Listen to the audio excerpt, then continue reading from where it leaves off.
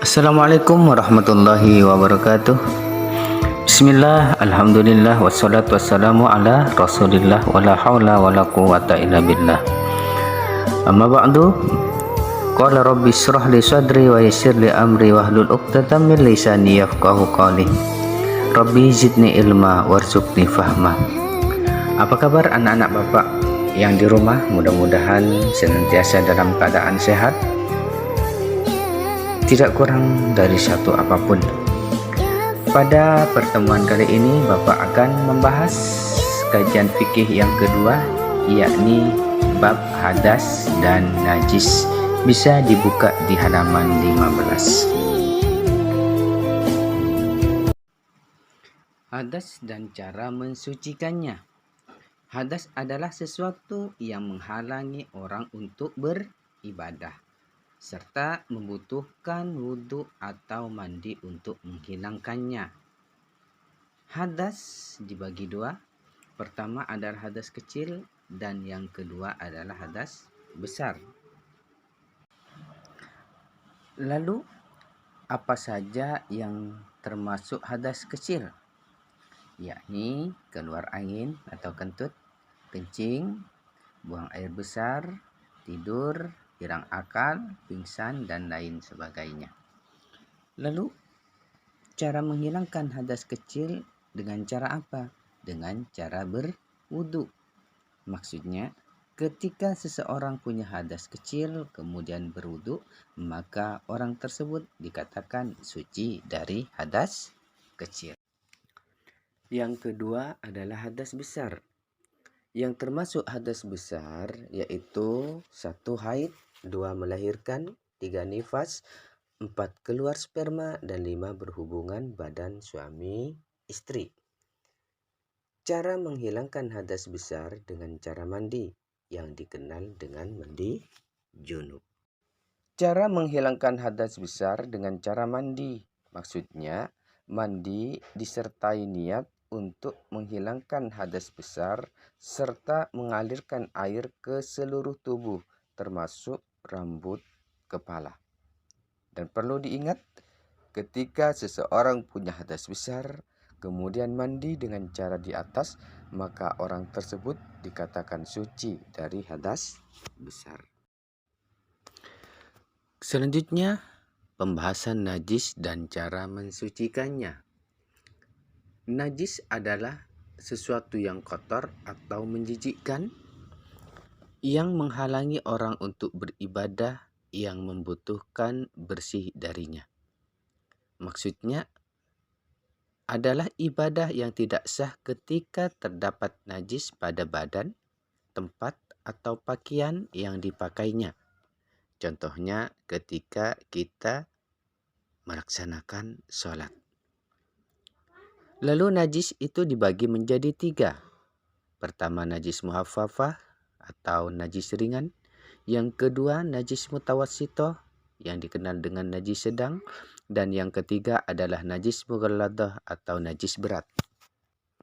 Dari 3 najis yang sudah Bapak sebutkan tadi, maka di sini akan Bapak jelaskan tentang apa itu najis muhaffafah, najis mutawassithah, dan juga najis mughalladah. Najis muhaffafah atau dikenal dengan najis ringan adalah air kencing bayi laki-laki yang belum berusia 2 tahun dan dia belum makan apa-apa selain makan atau minum ASI, air susu ibu. Adapun cara membersihkannya seperti apa? Maka cara membersihkannya cukup mudah. Cukup dengan memercikkan air sekali percikan ke area atau tempat yang terkena najis. Selanjutnya Bapak akan terangkan tentang najis mutawassithah. Najis mutawassithah ialah najis yang sedang atau tengah-tengah. Contoh najis mutawassithah apa saja? Ialah seperti kotoran manusia, darah selain darah anjing dan babi, minuman keras, kotoran hewan selain kotoran anjing dan babi, bangkai hewan selain bangkai anjing dan babi. Adapun bangkai manusia, ikan, dan belalang itu statusnya suci, tidak najis. Nah, perlu diketahui bahwa najis mutawassito itu sendiri dibedakan menjadi 2 jenis. Atau boleh dikatakan najis mutawassito dibagi menjadi 2 bagian. Pertama adalah najis ainiyah, yang kedua najis hukmiyah. Apa najis ainiyah? Yakni najis yang masih mempunyai warna, rasa atau bau. Artinya zat zahir najis tersebut nampak. Lalu bagaimana cara mensucikan najis mutawassito yang ainiyah? Yakni mensucikannya dengan membasuh najis tersebut sampai benda dan sifat-sifatnya hilang. Sifat-sifatnya artinya bau, rasa, dan warnanya hilang. Namun apabila ternyata kita kesulitan sekali untuk menghilangkan warnanya, baunya mungkin, dan sudah berusaha semaksimal mungkin untuk bisa melakukannya, maka najis itu nantinya bisa dimakfu. Lalu kemudian najis hukmiyah. Apa najis hukmiyah itu sendiri? Najis hukmiyah yakni najis yang sudah tidak mempunyai warna, rasa, atau bau. Contohnya air kencing yang sudah mengering dalam waktu yang lama. Adapun cara mensucikan najis hukmiyah cukup dengan mengalirkan air pada bagian yang terkena najis. Dan sebagai catatan, jika najis ainiyah berada di tengah-tengah lantai misalnya, maka ada cara yang lebih praktis untuk mensucikannya. Itu dengan dijadikannya najis hukmiyah terlebih dahulu, yakni dihilangkan benda atau najisnya, kemudian dihilangkan bau, rasa, dan warnanya dengan digosok menggunakan kain basah misalnya. Kemudian tempat najisnya dikeringkan. Setelah itu cukup mengalirkan air ke tempat yang tadinya basah.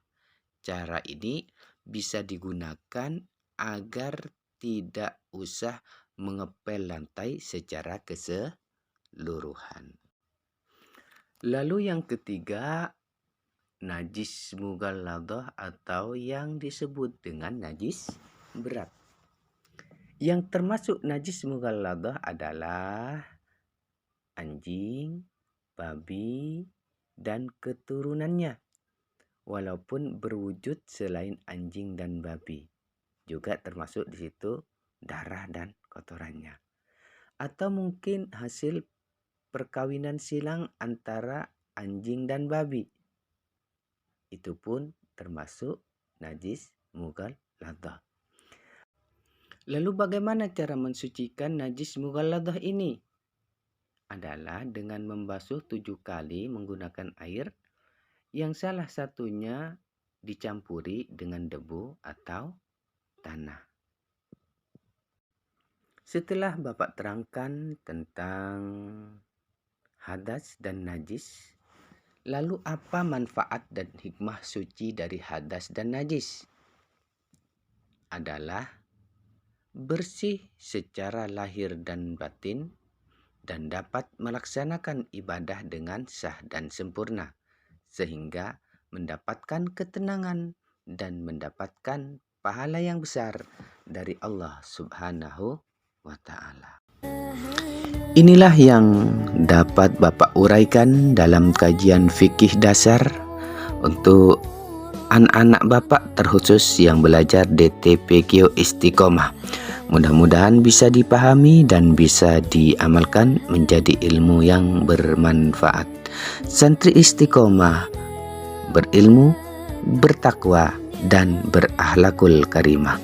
Wallahu a'lam bishawab. Assalamualaikum warahmatullahi wabarakatuh.